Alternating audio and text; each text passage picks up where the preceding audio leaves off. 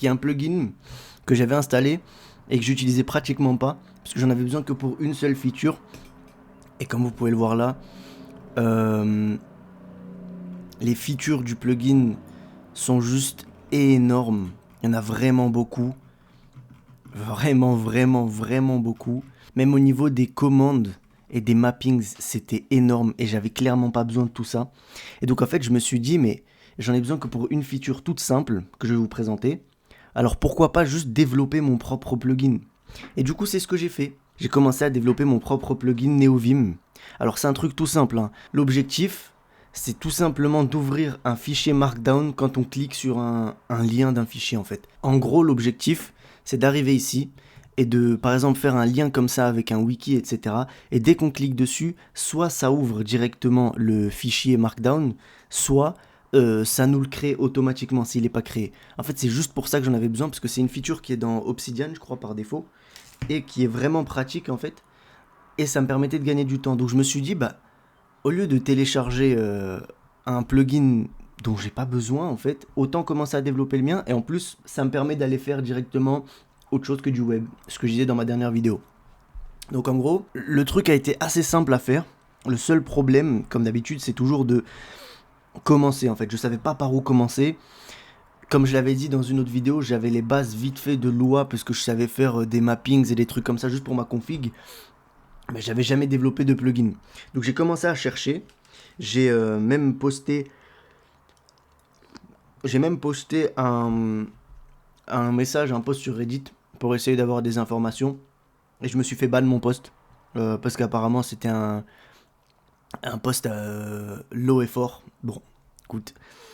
Après j'ai commencé à lire un peu la doc. Je crois que c'était Lua plugin. Ouais. Je commençais à lire cette doc là, qui décrit comment créer son propre plugin Lua. Et donc c'est vraiment pratique, hein, ça donne toutes les infos dont on a besoin. Et donc ça m'a permis de me lancer. Et donc en fait, déjà ouais, ça a été fait sans IA. Il n'y a pas eu d'IA utilisée là-dedans. J'ai été chercher sur internet, j'ai été chercher sur Stack Overflow pour certaines petites choses, surtout ces trucs, surtout pour le délire des regex. Ça c'est vraiment relou.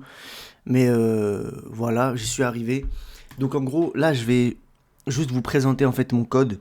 Parce que, bah, je sais pas, ça peut être intéressant s'il y a des personnes qui essayent de créer leur propre plugin, peut-être que ça peut vous aider. Et, euh, et voilà. Donc en gros, ce que j'ai fait déjà, bon, cette fonction-là, là, c'est copier-coller Stack Overflow. En gros, ça me permet de récupérer le chemin d'un fichier. Donc en fait, ça me permet vraiment de récupérer tout le chemin entier, sauf le nom du fichier. Donc ça me récupère en fait le dossier courant, en gros. Voilà. C'est le dossier courant d'un fichier. Ensuite, cette fonction-là, elle me permet de récupérer donc la première, enfin la ligne sur laquelle est le curseur, donc sur le fichier NeoVim, sur le fichier Markdown. Et ensuite après, je fais un pattern matching pour récupérer ce qu'il y a entre les crochets et le pipe. Donc typiquement c'est, euh, hop, on va juste augmenter ça. Typiquement c'est toute cette partie là. Donc ça en gros c'est le chemin du fichier Markdown qu'on veut créer. Ensuite, une fois que j'ai ça, on rentre dans la fonction principale. Je l'ai appelé OpenFile. Bon, c'est pas très bien nommé, pour être honnête, je savais pas trop comment les nommer. Donc là, on récupère le fichier courant, donc le fichier qui est ouvert dans le buffer. Ensuite, on récupère le type de fichier et je fais un petit. Je vérifie juste que c'est bien un fichier Markdown parce que c'est un plugin qui est fait uniquement pour le Markdown. Je pense pas que ce soit la meilleure façon de le faire, ça. Il y a peut-être des moyens de bloquer ce plugin sur certains fichiers.